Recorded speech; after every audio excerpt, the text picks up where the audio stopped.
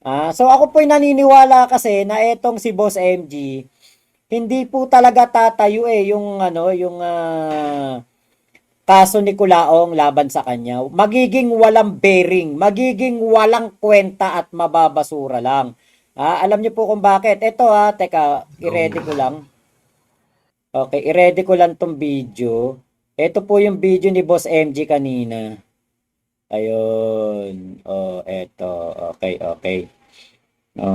Eto kita nyo ang layo-layo ng buhay ni Kulaong kay Boss MG. Alam niyo ako nakapalo po ako sa misis ni Boss MG. Nakapalo ako doon at nakikita ko masaya ang buhay ni Boss MG. May pamilya siya.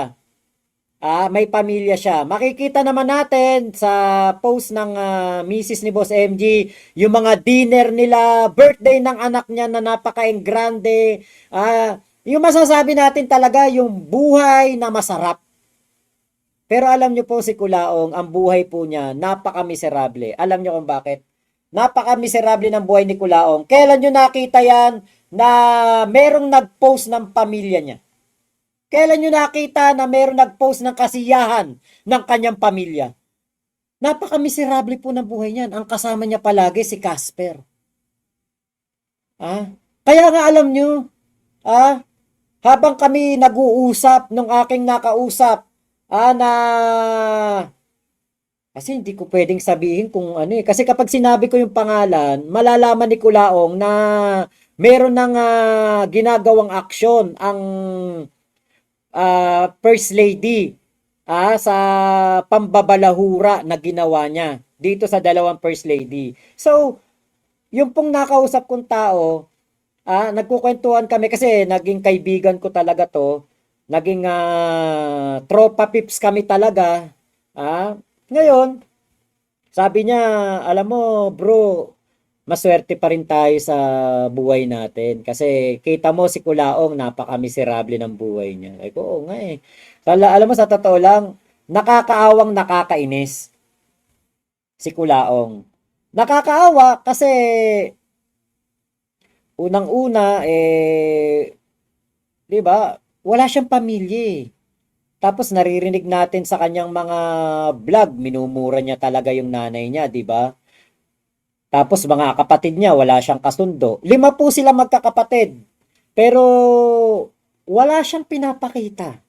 Yun po yung pinaka-miserable, yung wala kang pamilya at nabubuhay ka sa sinasabi mong malaking bahay, may swimming pool, pero ang kasama mo si Casper.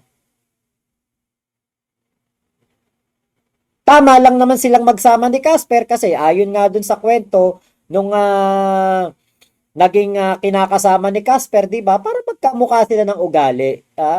Kaya po, 'di ba? Syempre, alam niyo, nakakaramdam ako ng awa kay Kulaong, pero hindi ako parang yung awa ay hindi po ito para maging daan para ako'y tigilan ko ang paglaban sa kanyang ginagawang masasamang bagay. Katulad na lang ng kanyang pambabasto sa ating mga First Lady. Ngayon po, dito po sa kay Boss MG at kay Kulaong, kahit nung mga 4 months ago yata, 4 months ago, nung first kong nakita nga nagbalik o nag-video o nag-vlog si MG ng video about Kulaong, parang parang sabi ko, ay walang durog na durog to. Dudurugin to ni MG. Kaya sabi ko, nod-nod lang ako. Ah, Talaga naman walang panama si Kulaong kay MG dahil unang-una nga si Kulaong wala talagang paghuhugutan. Hindi katulad ni Boss MG na alam natin na eto po ang talagang boss. Hindi katulad ni Kulaong na bata lang ni Abel Pangilinan. Kung tatanungin nyo, sino si Abel Pangilinan? O sige, sasabihin ko na, si Abel Pangilinan po ang dating takbuhan ni Kulaong kapag nagigipit. Sanlaan ng relo, sanlaan ng gold, sanlaan ng sasakyan. Ah. Kaya, nung nabanggit doon, sa live ni Kulaong, si Abel Pangilinan, namutla. Bakit? Kasi alam nitong si Abel Pangilinan ang karakas ni Kulaong. Thank you sa inyo pong pakulay, Megali. Salamat po. Talagang ano po, yan po ay makakaasa kayo na yan po ay mapupunta sa mabubuting kamay ko at ipambabayad ko po yan sa sa aking wifi, kuryente, tubig, pangmeryenda. Kasama na gasolina pag magbabayad ako ng wifi, tubig at kuryente. Salamat po sa inyo pong pakulay. Ah, Eto pong si Abel Pangilinan, nung pong mga panahon na nakakulong si Kulaong, eto po ang pinupuntahan ng mga tauhan ni Kulaong para pagsanlaan ng kanyang mga kagamitan. Kasi nga po, kailangan ni Kulaong ng pang VIP doon po sa kulungan. Ayan. Ian Gibara, shoutout sa iyo. Shoutout sa mga taga Santa Maria, mga taga S ng P. Ayan, shoutout. Nandiyan pa ba yung sila Mang Boy sa S ng P? Saka sino ba yung mga lagi kong katambayan diyan? Mga kainuman ko yung mga matatanda diyan eh. Si Mamboy, alam ko may bilyaran pa diyan dati. Nakalimutan ko yung pangalan ng may-ari ng bilyaran diyan. Yan yung bumili ng bilyaran ng ano ko eh, tito ko eh. Yung Puyat Sport na bilyaran, napakagandang lamesa. So nandiyan na po si Kuya Nasukir, ang the oldest YouTuber in the world. Ayan, at 110 years old. Nagla-live po ng naka-diaper at naka-wheelchair. Kung kayo po napunta po kayo sa channel ni Kuya Nasukir, AI lang po 'yun. Kasi yan po talaga naka-dextrose na, saka meron pong yung life support. Kaya lang po yan nakakahinga, naka-life support na lang nakahiga na lang pong ganyan yan Hindi na po yan nakakakanta, AI na lang po yun. Ayun. So, support nyo po yan si Kuya Nasukir, the oldest YouTuber in the world. Ayan. So, ngayon, syempre ako, bilang isang manonood ni MG, nung nagkaaway sila ni Price Tag, doon ako unang nanood kay MG. Kasi ako nakikinig ako ng mga kanta ni Price Tag. Ngayon, ito pong labanan na MG at Kulaong. Alam ko naman dehado si Kulaong dito. Yabang na lang ang nagdadala kay Kulaong Yabang na lang ang nito, ang mga pinagsasasabi nito. Kaya po, kumbaga parang in-enjoy ko lang. Nood lang ako ng nood patungkol kay Kulaong sa mga vlog ni MG. So ngayon, sa pahayag dito ni MG, ito yung video po sa may bandang bandang magtatapos na to Pakinggan po natin yung pahayag ni MG ha. Ang tunay nilang mga ito. hearsay. Alam nyo na live si Kulaong ngayon, wag nyo na yan panoorin. Kasi nagbibigay lang kayo ng extra income sa tao na yan. Yan ang sinasabi ko sa inyo, parang tumutulong pa kayo. Hay, nako. Mahirap na, pero sige lang. Siyempre, nasa inyo, choice niyan. Parang hindi na ata ako aabot ng 5,000. Hayaan mo na, okay na to. Babasahin ko lang to, mga kahombre ko. This is serious. Ayun po kasi si Boss MG, wala sa oras niya, wala sa algorithm niya, yung live niya kanina. Tanghali yun nung nag-live siya. Wala yung algorithm. Kaya po talagang hindi po tatauhin yung kanyang live. So pagkatapos nito, i-cut ko na, i-stop ko na. So ito po ay isinulat ng isa sa aking mga legal counsel. So ngayon, mga kahombre ko, babasahin ko po ito sa inyo. Hindi ako magbabasa ng comment or whatsoever, pero ito po ang sitwasyon at nangyayari ngayon. Okay, sa amin, behind the scene. Dapat alam nyo to. So, bali sinulat ko, babasahin ko lang para at least sure at saka malinis. Mga kahombre ko, alam nyo naman, sa naging laban natin na ito, maraming tao ang nag-volunteer. Maraming tao ang nagvo-volunteer. Maraming nagbibigay ng informations kaliwat kanan. Pero sa totoo lang mga kahombre ko, tayo naman ay nag-iisip rin. Alam naman natin na hindi lahat ng info ay dapat ilalabas. dahil tayo ay nagpa-practice ng tinatawag na due diligence. Ano nga ba ang due diligence? Ating sinisigurado, pinag-aaralan, nire-research ang mga infos na ibinibigay sa atin. Dahil dito, tayo ay pawang at para sa katunayan lamang. Hindi po ako or kami maglalabas ng hearsay or unconfirmed na mga statements. Nagpapasalamat naman ako sa inyo, mga kahombre ko, sa inyong lahat. Kasi lahat ng tulong ay na-appreciate ko, na-appreciate namin at kailangan namin. Kasi hindi namin kayang mag-isa lang to. Alam niyo yan. Pero, isang bagay ang ginagarantiya namin sa inyo na ifinifilter din namin lahat ng mga info na natatanggap namin. Kumbaga, pinag-aaralan namin yan bago namin ilabas ang sari-saring mga info. Kasi dito lang kami sa totoo. Dahil sa mga infos, nagkakaroon din ng mga insidente na merong mga nagpapanggap, okay? Na mga gusto daw tumulong. Pero ang totoo pala ay pakawala lang ito ng kalaban. At aamin din ako sa inyo, merong mga ganyan. In fact, hindi lang yan isa, marami sila.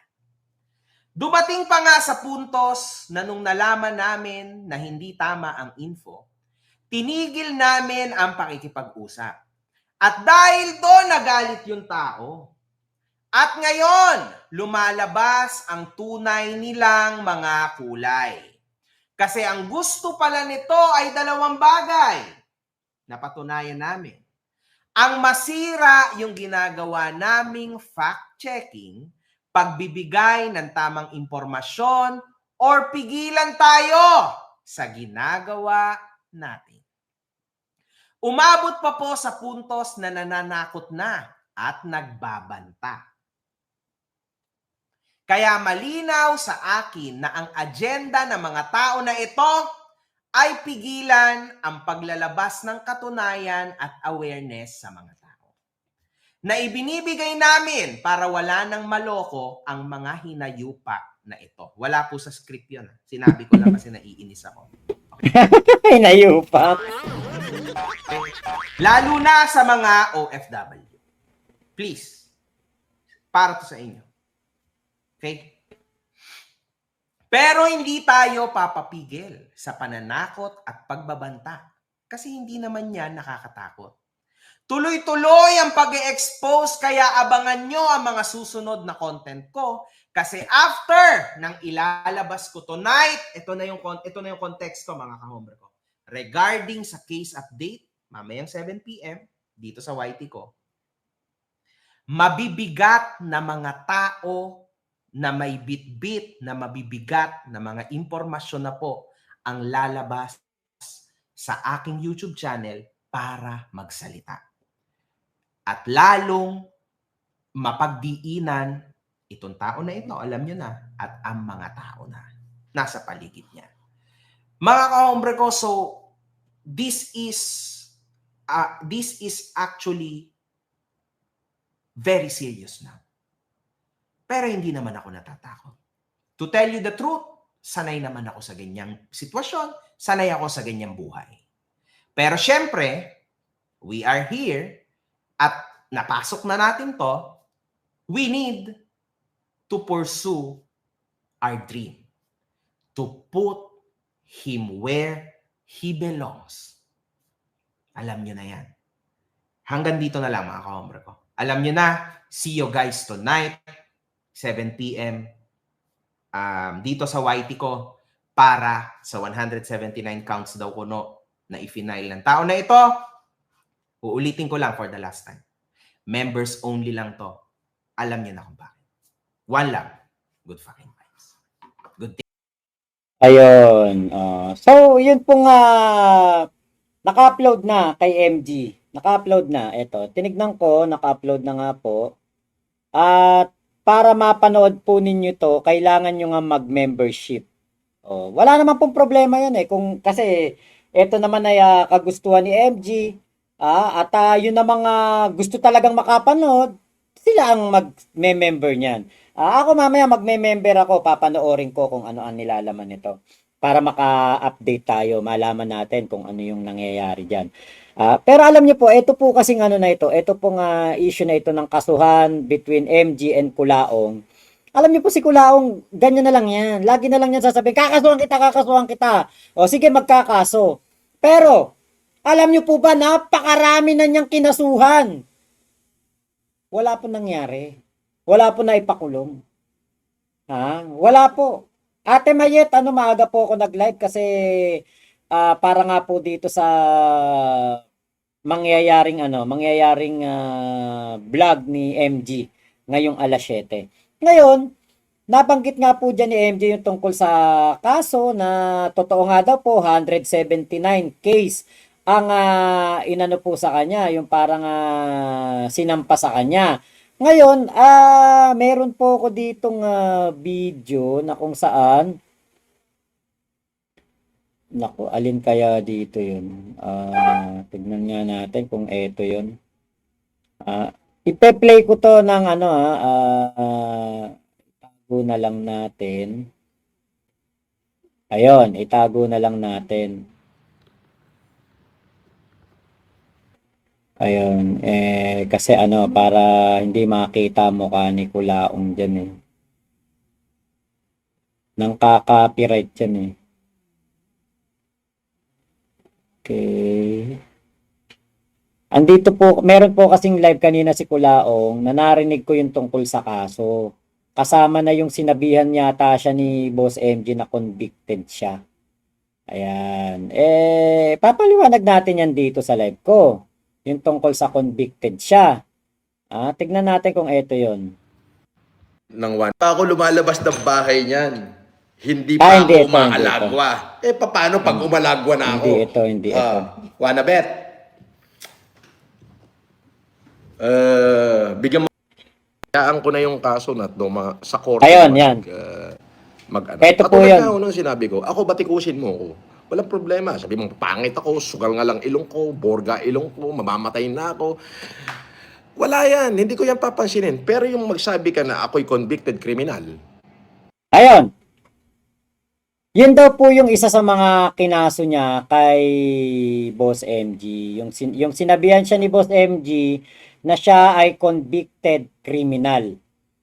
Ngayon po, kasi ako, ang alam ko talaga convicted si Kulaong eh. So to make it sure, syempre, tingin tayo ng mga ebidensya. Kung siya ba talaga ay convicted criminal o hindi. So, nagtanong tayo kay AI. At ito po ang sinagot sa atin ni AI. Ang sabi niya, kaya Gemini, Google AI. Ang sabi po niya, yes. Ayan, ang sagot. Tinanong ko, yes. Sabi niya, Francis Leo Marcos, whose real name is Norman Mangusin, was found guilty of violating the anti-alias law in August 2022. Sa AI to in that case, the Manila Metropolitan Trial Court sentenced him to 3 years in prison and ordered him to pay a fine of 10,000 for using the alias Francis Leo Marcos without proper authorization. Yan po yung nakalagay diyan. Ngayon, sabi ko, teka, baka lang to, baka mali si AI. So, eto, nakakita ulit ako. Ako kasi nakatingin sa Pilipinas Today, People's Tonight, Pilipinas Radio. Eto po yung nakalagay. Guilty sa anti-alias law si Francis Leo Marcos. Hinatulan ng guilty ng Manila Trial Court ngayong Biyernes, Agosto 26 si Norman Mangusin, alias Francis Leo Marcos sa paglabag ng anti-alias law na may parusang 3 taong pagkakakulong at multang 10,000. So, diba, andito sa mga pahayagan, sa mga posts na talagang si Kulaong ay meron pong conviction sa kaso niyang anti-alias law. At sabi rin sa akin ng isang taga-NBI, hindi naman siguro ko lolokohin, nung taga-NBI na humuli sa kanya, na siya po ay convicted. Eto, DZRH News. O, guilty. Ito ang hatol kay Norman Mangusin alias Francis Leo Marcos ng Metropolitan Trial Court dahil sa paglabag sa anti-alias law. Si FLM ang nagpakilalang bilyonaryong negosyante, YouTuber at kaanak umano ng pamilya Marcos. Sa desisyon ng korte, guilty beyond reasonable doubt si Mangusin sa paglabag sa Section 1 at 3 ng Commonwealth Act No. 142 batay sa mga testimonya laban sa kanya at nakalap na ebidensya. So ano to? Fake news ba to? O eto, DCRH ulit. Eto talaga, ano talaga to? Post talaga ng DCRH na nakita natin matagal ng panahon. Nahukay ko to dun sa sa aking laptop, nakakarag-karag na. Ayan talaga nakalagay. Hindi po ito kumbaga ilalabas ng DCRH kung ito ay fake news. Nakalagay diyan, maliwanag na maliwanag, Norman Mangusin alias Francis Leo Marcos guilty sa kasong paglabag sa anti-alias law. So ano ba 'yun? Convicted. 'Di ba? Guilty. Pinagbabayad ng 10,000 at 3 taong pagkakakulong. Sa mga abogado diyan meron pong mga diyan, mga may alam sa batas. Yung po bang gantong balita, ang ibig sabihin ba nito'y kabaligtaran? Na siya hindi convicted? Kasi sa mga balita dito, hinatulan siyang guilty beyond reasonable doubt. So ano ibig sabihin nun? Convicted siya. Kaya ano yung ikakaso niya kay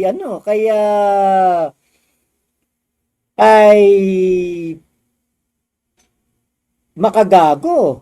Diba? Kaya parang napapaisip ako, ano yung dinedenay niya na siya hindi guilty? Diba? Ano yung kanyang sinasabi na hindi siya guilty? Diba po? Kaya parang sabi ko, ano ba itong katarantaduhan na to ni Culaong? Ayan may sulat pa basahin natin yung papeles. Okay, eto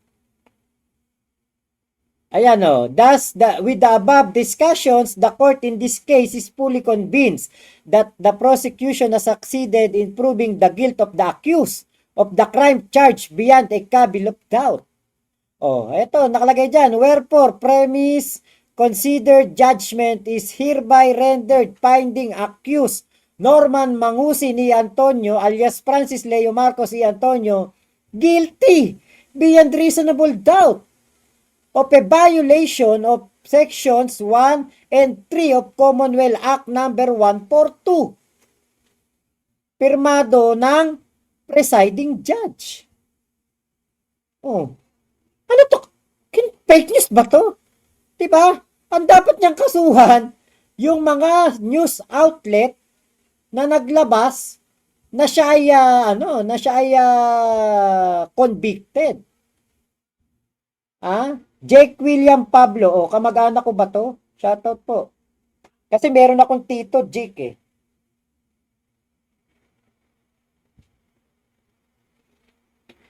di ba? Ito dapat ang kasuhan niya, siguro, etong DCRH. Pero kung ang kakasuhan niya si MG na sinabi lang naman kung ano yung nilalaman ng mga balita, anong kaso yun? Bakit may ganun? Diba? May sariling mundo yan si Culaong, Ian Guevara, Marian Reverse. No bearing talaga yan si Culaong, Tornilyo, meron kasi maluwag na. Oy, palike naman ng ating live, 267 viewers, tas 101 likes. Yung kanina, yung live ni Boss MG, hindi talaga tatauhin kasi nga hindi alam ng mga tao na siya'y naka-live sa oras na yon. Kasi si algorithm ay ang alam ni algorithm, alas 7 ng gabi talaga siya nagla-live o nag-a-upload or hapon, mga alas 5, alas 6. Kaya po hindi umabot ng 5K kanina yung kanyang viewers. Diba? Kaya eto pong na ito, mga nitong si Kulaong. Eto sa mga tingin ko alam niyo naman yung balita no, dito sa mga nakatayo na live natin. Alam niyo naman yung balita na yan eh. Kaya po itong kaso ni Kulaong kay MG parang ang hirap yata. Kung ako judge, parang ang hirap na parang sasabihin ko pa kay Kulaong. Kunwari ako judge. Di ba convicted ka naman talaga? Which is hindi naman. Yun, foul. Hindi daw siya convicted Yung ilagay mo na ako'y wanted, ay yun, malaking foul yun. Ayun. Alam ko yan. Yung si Tol Jojo de Guzman na kasama namin sa 14 Vloggers, kinasuhan yan ni Dong Batalan sa ni attorney dahil nalagay ni Jojo na wanted yung dalawang tao na yon. Pero wala pa po kasing kaso. Hindi pa talaga umaakyat sa korte. Kaya po, itong si Tol Jojo noon ay nakasuhan. Pero hindi ko alam kung yan ba'y na wala na yung kaso na yan. Kasi alam niyo naman, cyber libel. Diyos ko day. Si Maria Ressa nga, convicted. Hanggang ngayon, hindi nakukulong. Diba? Si Enchong Di nga 1 billion pa yung cyber libel case niyan eh. Hindi nakukulong. Tandaan niyo po, cyber libel dito sa atin, parang wala lang. Kaya nga pinapa-decriminalize na yan ng asawa ni George Clooney. Ngayon, yung paglalagay ni Boss MG ng thumbnail na meron siyang wanted si Kulaong na pinost ni Food Genius, yun po ay tingin ko wala namang kaso yun o hindi rin tatayo kasi nga inilagay lang naman doon hindi naman si Boss MG ang original uploader nung litrato na yun. Yung ilabas mo yung sasabihin mo ako'y scammer, hindi naman kita in-scam. Wala ka namang ebidensya ni hindi nga ako nagkakaso ng scam. Ayun. Okay, so hindi daw siya nagkakaso ng scam.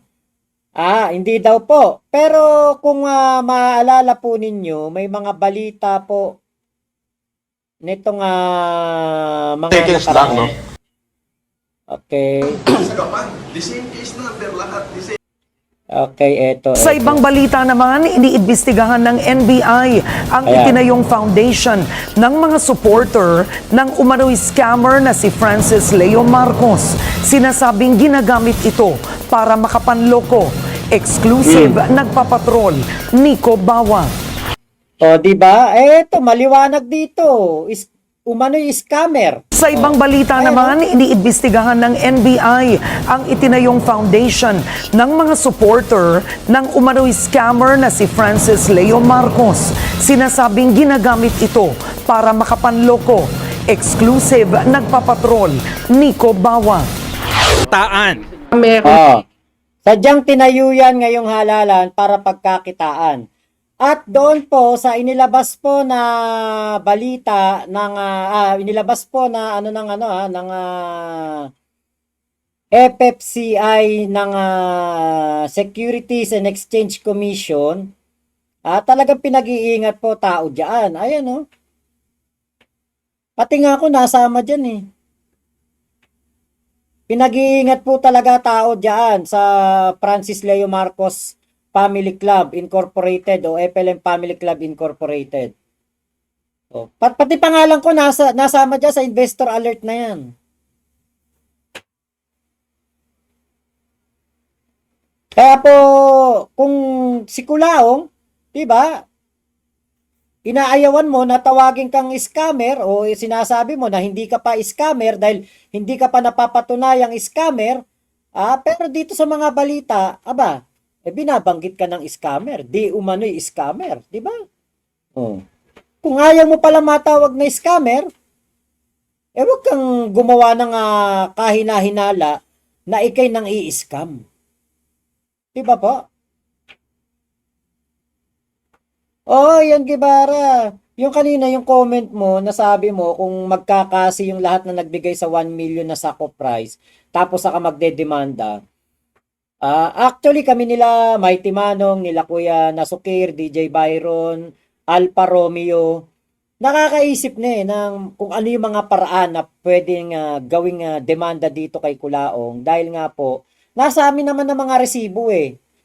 Nasa kanila naman sa FFCI USA, FFCI Italy, FFCI Hong Kong. Nasa kanila ang mga ebidensya na sila'y nagpadala ng malaking pera kay Dong Batalan para sa pagtulong na sinasabing 1 million na bigas. O yung hindi, kung hindi man, meron pong mga nagpadala para pangtulong o para po dito sa FFCI ni Kulaong, 'di ba? Iniipon po at titignan po natin kasi meron nga po tayong mga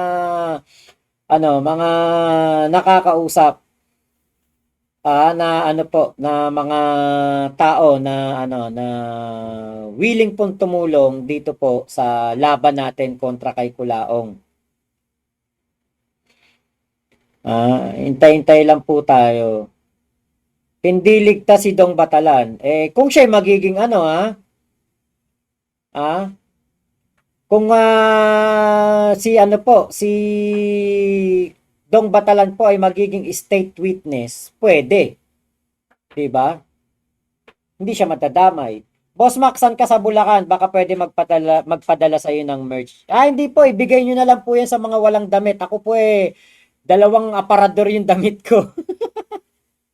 Pasensya na po, Maki DR. Pero kung talagang gusto mong ipadala, dalin mo sa barangay namin. Sa barangay namin, sa Panasahan, Malolos, Bulacan. Pipikapin ko na lang doon sa Panasahan, Malolos, Bulacan. Dalin mo sa barangay. Sabihin mo, pinabibigay mo kay Makmak Pablo. Alam na nila yung bahay ko noon. Pero ako na pipick up. Sabihin mo lang sa akin kapag nabigay mo na. Ako na bahala. Okay, shoutout. Oy, Kuya Alfa Romeo. Eto si Kuya Alfa. Baka eto ma-interview rin ni Boss MG to. Eto talaga. Biruin nyo si Boss Alfa. Si Kuya Alfa nagbigay pa to ng 2 lechon sa BJMP. Para lang mapangalagaan si Kulaong doon. Para lang si Kulaong hindi saktan o hindi magulpe. Hindi takalan. Pero sa kasamaang palad, 1 lechon lang po. Ang hindi po 1 lechon lang po nakapasok. Makisang bagsak diyan, tawagin mo si Casper. Ayan, si Kuya Alpa. Kasi si Kuya Alpa, yan ang isa sa mga huling umalis kay Kulaong. Ang laki ng tulong ni Kuya Alpa sa pangangampanya ni Kulaong. Napakalaki po ng tulong.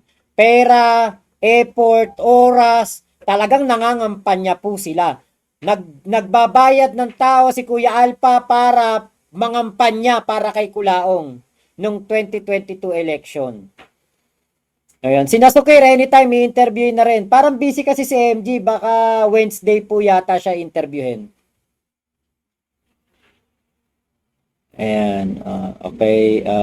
Okay, Maki DR. Salamat. Salamat, Maki DR. Salamat, Boss Max. Send ako ron mga caps. Sige. Saan ka ba sa Bulacan? Yun ang tanong ko sa'yo. Saan ka sa Bulacan? Baka mamaya malayo ka.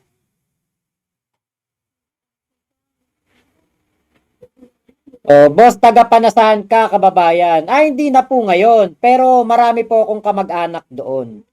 Ayan. Papa-pick up ko na lang po.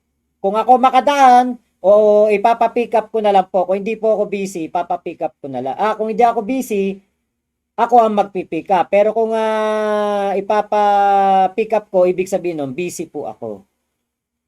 Ayan. Kaya po ito, syempre, ako, kaya ako naman to tinatapik. Plaridel. Okay, Plaridel ka lang pala. Ayan. Kuya Alfa Romeo, sinasabi ko nga kay kay Kulaong, kung talagang hinahunting niya ako na 1 taon at kalahati, huntingin mo ako ngayon. Kulaong. Sama mo si Casper. Pumunta kayo dito wag kayong papasok ng gate. Kasi alam ko naman, syempre isipin mo, inaano ko kayo para makatrespassing kayo sa akin. Hindi. Doon lang kayo sa harapan ng bahay ko. Lalabas ako ng bakura namin. Sa gitna ng kalsada tayo magharap ni Casper saka ikaw. Kaliwa lang gagamitin ko, Kulaong. Pagbubuhuling ko kayo. Kulaong at ni Casper. Pumunta kayo dito sa bahay ko. Kasi sabi mo, pinahunting mo ko pero hindi ako nahanap. Hindi naman ako umaalis ng bahay. Araw-araw naman ako nagbablog dito sa bahay ko. Kaya nagtataka ako. Pinahunting mo ko pero, wala ka. Walang dumating dito sa amin. Kasi kung meron talagang pinahunting, dapat nakita na yun. Ibig sabihin, hindi mo ako pinahunting dahil wala ka naman talagang tauhan. Diba? Tatawiran ako, boss. Salute. Salamat. Ayun pala, taga-tawiran ka lang. Papuntang yan? Papuntang, marami rin kaming kamag-anak dyan. Ano ba pangalan ng isla na yon? Ano pangalan ng isla doon sa sa mga lola, yung sa Panasahan, yung tatawid. Hindi mo tanda yon, yung tatawid ng parang dagat o ilog. Pamarawan, ayun, Pamarawan. Marami kami kamag-anak diyan sa Pamarawan. Mga diyan, kamag-anakan ng lola ko. Wala yan, duwag yan si Kulaong. Buhay na saksi ako dyan. Yes, opo, ayan. Buhay na saksi dyan si Kuya Alpha. Enteng TV. Marlon Mirales. Hunting lang sa panaginip. Si Sargo Dungisen. Osa, madaming pagbabantang ikakaso dyan kay Mangusin. Yan, eto. Nabanggit nyo yung kaso-kaso. Balik tayo dito sa kaso-kaso. Alam nyo po ba, mas dapat kasuhan ni Boss MG si Kulaong ng mga kaso na katulad nung Sa ibang balita naman, iniimbestiga katulad po nung mga kaso na pagbabanta sa buhay ni Boss MG. Di ba? Kaya po mas naniniwala po ko diyan na talagang si Kulaong po ang makukulong kaysa kay Boss MG. Shoutout sa mga anak ko, Jamil Pablo at Chesley Pablo. Ronaldo Vasquez, Boss Makmak, mas maraming salita si Mangusin kaysa sa gawa. Tama naman po. Hyper Eat, ayun Salamat po Hyper Eat. Palike daw po ng video natin. Yan, shoutout po idol. Pinalo ko po kayo since napanood ko yung interview nyo kay Boss MG. Salamat po. LZ Gaming YT, Mac, uploaded na yung video. Yes, nakita ko nga. Pero hindi pa ako naka member kay Boss MG. Ayan. Okay. Si Casper lang din naman, gunman niya, bodyguard niya. Si Casper din si Manang. Si Casper din boss niya. RRJ. Takot na magmura si Kulaog. Pati si Casper, sinabihan, wag magmura. Quezon. Iyan ako. Sinigang Vlog. Bakit kasi ayaw nyo kasuhan ng grave threat si Kulaong? Wag po kayo mag-alala at marami naman pong kumikilos ngayon dyan para po yan makakasuhan yan. Marami po at may mga kumontak na rin po sa atin para sa mga ebidensya. Gary Caba, yung paglabas ng info ng asawa ni MG, nagkaso na yun Agoy, Kulaong. Brian Padua, Boss Ma, kung sakali mawawaran si Kulaong, sasama ka ba sa pagsundo sa kanya? Nako, hindi na po kasi aksaya lang sa oras yan. Trabaho na po yan ng mga natin, mga law enforcer. Oy, nako si Ate Grace Ohashi. Eto, FFCI Japan, si Ate Grace Ohashi. Nako, ang laki rin ng nakurakot dyan. Ang dami ding dyan, dami ding pinadala yan. FFCI Japan, grabe. Milyon ang napadala ng mga kababayan natin sa Japan kay Kulaong. Ate Grace Ohashi, salamat po. Yan ang mga makakapagpatunay na ang si Kulaong noon talagang grabe kung manghut-hut ng pera. JYN, ayan, tingin niyo po magkano pa rin po nakikita ni Kulaong on a monthly basis? Hindi ko po alam. Tingin ko mahina. Mas malaki kay Boss MG.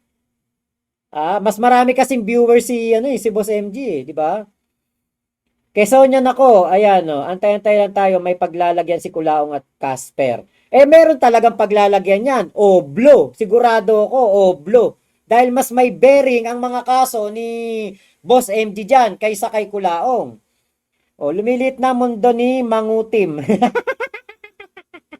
Mangutim. Ryan De Luis, ayan, shout out. Antonio, walang balita kay Diwata. Ayun Kita nyo, si Kulaong, sabi niya, uubos daw siya ng 3 milyon araw-araw, magpakain lang ng libre sa kanyang parisan. Hindi naman din natuloy. Diba?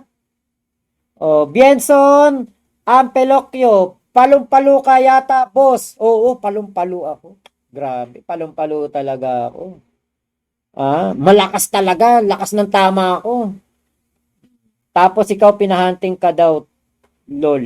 Yun nga, pinahunting pero hindi nakita. Yun naman na nagtataka ako, hindi naman ako umaalis ng bahay.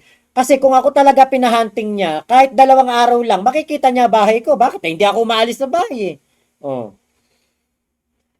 Diba? Sir, taga GMA Cavite ka ba? Hindi po. Pero malapit po kami dyan sa General Mariano Alvarez. Ayan. Malapit-lapit po. Yung viewers ni Norman. Ayan. Dito lang po ako sa may taas, Silang Cavite. Gary ka ba? Maliit lang yon. Kita ni Kulaong, konti lang nanood lang doon. Mababa pa sub. Yun nga. BMB. Mama Loves. Ayan. Never daw siya nangingi donations, Boss Mac. Wala daw magpapatunay na video nangingi siya. Mamaya, ilalabas ko yon. Yan ang ating pag-usapan sa Kulaong time natin. Mamayang 11:00 po. Yan po ilalabas natin mamaya. 11 o'clock. At first duda na ako sa itsura ni Kulaong. Kung totoo ba siyang Marcos, sobrang layo ang pagmumuka. Di ba? Kuya Mac, no comment ako. Di ba? No comment si Ate Grace Ohashi. Pero naku, dami talagang nakuhang pera dyan sa Japan niya.